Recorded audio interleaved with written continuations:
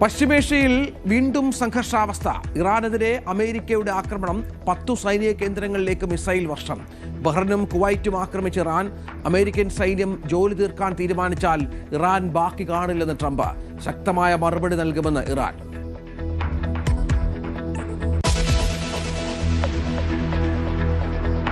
വെനസ്വേലയിൽ ഭൂകമ്പത്തിൽ മരണസംഖ്യ ഉയരുന്നു. 1430 പേർ മരിച്ചതായി ഔദ്യോഗിക സ്ഥിരീകരണം. ആയിരങ്ങളെ ഇനിയും കണ്ടെത്താനായിട്ടില്ല. അഫ്ഗാനിസ്ഥാനിലും വടക്കേ ഇന്ത്യയുടെ ചില ഭാഗങ്ങളിലും ഭൂചലനം.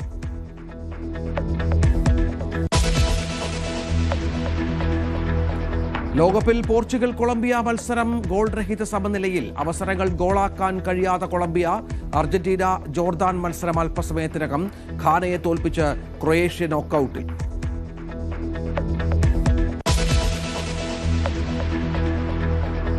സംസ്ഥാനത്ത് ഇന്നു മുതൽ മഴ കനക്കും. 4 ജില്ലകളിൽ ഓറഞ്ച് അലർട്ട്. വടക്കൻ കേരളത്തിൽ തീവ്ര മഴ സാധ്യത.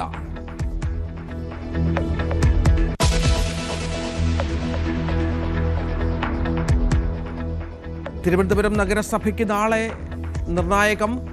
അവിശ്വാസ പ്രമേയം നാളെ UDF അവതരിപ്പിക്കും. LDF പുറത്തുനിന്ന് പിന്തുണയ്ക്കാൻ സാധ്യത.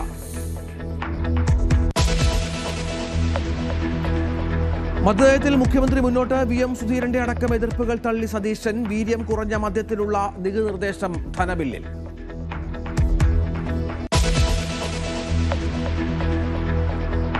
FCRAയ്ക്കെതിരെ കത്തോലിക്ക സഭയുടെ രാജ്യവ്യാപക പ്രതിഷേധം ഇന്ന്. പള്ളികളിൽ പ്രാർത്ഥനായോഗം നടത്തും. സന്നദ്ധ സംഘടനകളുടെ പ്രവർത്തന സ്വാതന്ത്ര്യം തടയാനാണ് ശ്രമമെന്ന് സഭ.